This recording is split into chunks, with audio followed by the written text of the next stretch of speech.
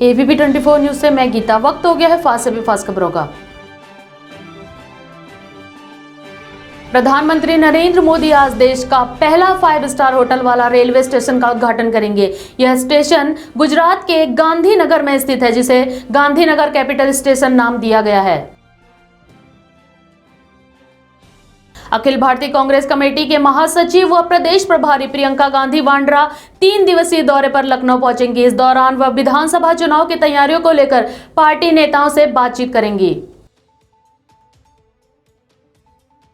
दिल्ली के तिमारपुर में एक महिला ने पड़ोस के 3 साल के एक बच्चे को अगवा कर 70,000 में बेच दिया। सूचना मिलने पर पहुंची पुलिस ने पड़ोसी महिला व 3 अन्य महिलाओं समेत कुल 5 लोगों को गिरफ्तार किया है। लखनऊ के इटौंजा थाना क्षेत्र के अंतर्गत बिहारी गांव के पास एक तेज रफ्तार से आ रही ट्रक ओमनी वैन के ऊपर पलट गया, जिसके चलते एक बच्चे समेत 5 लोगों की दर्दनाक मौत हो गई। वहीं मौके पर पहुंची पुलिस बल द्वारा ट्रक के नीचे दबी वैन को बाहर निकालने का कार्य जारी है। लखनऊ में पंचायती राज विभाग ने बृहस्पतिवार को विभिन्न संवर्गों के 43 अधिकारियों के तबादले किए। बता दें कि 5 मंडलों में नए उप निदेशक व 23 जिलों में नए जिला पंचायत राज अधिकारियों की तैनाती की गई, जिसके साथ ही कई अधिकारियों को जिलों की प्रशासनिक जिम्मेदारियों से हटाकर संबद्ध कर दिया गया है। वसीम रिजवी के खिलाफ सादतगंज में कोर्ट के आदेश पे बलात्कार का मुकदमा दर्ज किया गया है। कानपुर के घाटमपुर में विवाद निपटाने पहुंचे सिपाहियों ने एक युवक को रुपए की मांग पूरी न होने पर मकान में बंधक बनाकर पीटा। बताया जा रहा है कि सिपाहियों ने युवक के जेब से साथियों संग मिलकर 2000 रुपये भी छीन लिए। पीड़ित ने मामले की शिकायत राज्य मानवाधिकार आयोग और पुलिस के आला अफसरों को दी है। यूपी के उन्नाव जिले से एक शर्मसार करने वाली घटना सामने आई है। बता दें कि प्रेम प्रसंग में बंधक बनने पर बेटी ने प्रेमी को घर बुलाकर अपनी मां की हत्या करा दी।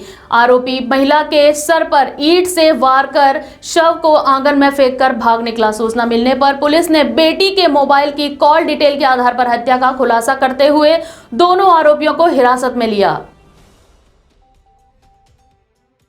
हरियाणा के गृह मंत्री अनिल विज ने कहा, 2012 में राजनीतिक महत्वाकांक्षा को लेकर कुछ लोग अन्ना हजारे के आंदोलन से जुड़े, उन्होंने इसे हासिल किया और केजरीवाल बन गए। अनिल विज ने कहा, कृषि कानून का विरोध कर रहे बहुत से किसान नेता केजरीवाल बनना चाहते हैं, जिनमें से गुरनाम सिंह जड़ूनी भी एक हैं।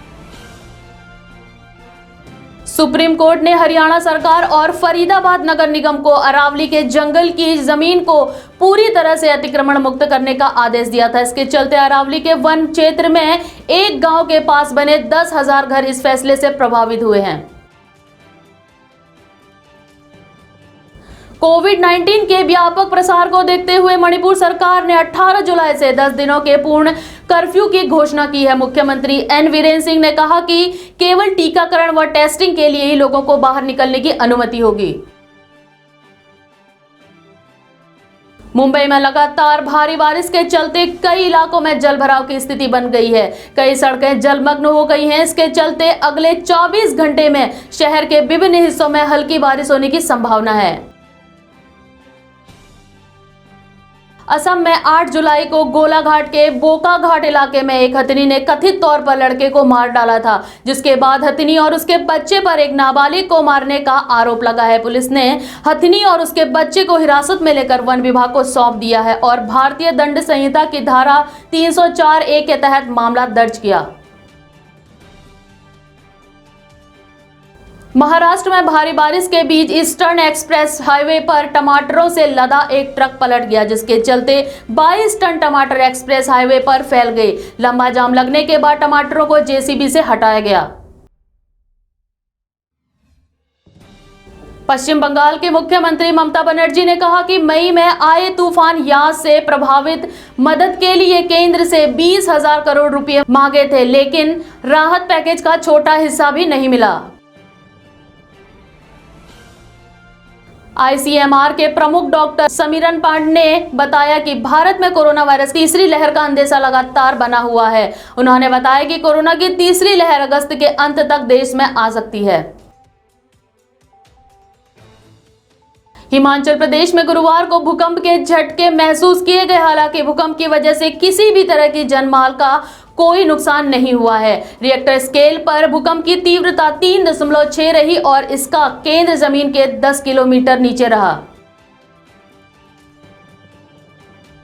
जम्मू कश्मीर में बीती रात एक बार फिर ड्रोन देखे जाने की खबर सामने आई है। बता दें कि यहां फिर से 4 ड्रोन देखे गए। यह ड्रोन सांबा के नंदपुर हीरानगर में और जम्मू के मीर साहब और सतवारी में दिखाई दिए। जानकारी के मुताबिक नंदपुर में सेना ने ड्रोन पर फायरिंग भी की है। भगोड़े कारोबारी मेहुल चौकसी ने डोमिनिका के एंटीगा और बारबुडा लौटने के बाद कहा कि वह कभी नहीं सोच सकता था कि भारतीय एजेंसियां उसके अपहरण का प्रयास करेंगी। उसका दावा है कि वह हमेशा सहयोग के लिए तैयार था और उसने स्वास्थ्य संबंधी सेवाओं का हवाला देकर एजेंसियों से एंटीगा आकर उससे पूछताछ करने को कहा था। तेल कंपनियों ने शुक्रवार को पेट्रोल और डीजल की कीमतों में कोई बदलाव नहीं किया है, जबकि अंतर्राष्ट्रीय स्तर पर कच्चे तेल की कीमतों में गिरावट आई है। देश भर में इस समय तेल की कीमत रिकॉर्ड स्तर पर बनी हुई है। भारत में कोरोना वायरस के मामले थमने का नाम नहीं ले रहे हैं। वहीं तीसरी लहर भी बच्चों पर कहर बरपा रही है। ताजा मामला पुडुचेरी का है, जहां 20 बच्चे एक साथ बीमार पड़ गए। अस्पताल में भर्ती बच्चे फिलहाल खतरे से बाहर हैं। टी सीरीज के मालिक भूषण कुमार के खिलाफ रेप का केस दर्ज किया गया है। बता दें कि 30 साल की एक महिला की शिकायत पर यह मामला दर्ज किया गया। महिला का आरोप है कि काम दिलाने का लालच देकर 2017 से 2020 तक भूषण कुमार ने उनके साथ संबंध बनाए। अमेज़न के संस्थापक Jeff Bezos Spain company blue origin की पहली यात्री उड़ान में पहले यात्री के तौर पर उनके साथ एक 18 साल का लड़का अंतरिक्ष में जाएगा। बता दें कि यह लड़का दुनिया का सबसे कम उम्र का अंतरिक्ष यात्री होने का रिकॉर्ड बना लेगा। जापान की राजधानी टोक्यो में ओलंपिक खेलों में हिस्सा लेने के लिए पहुंचा एक खिलाड़ी कोरोना पॉजिटिव पाया गया, जिसे 14 दिन के लिए क्वारंटाइन कर दिया गया है। बता दें कि टोक्यो में 23 जुलाई से ओलंपिक खेल शुरू होने जा रहे हैं।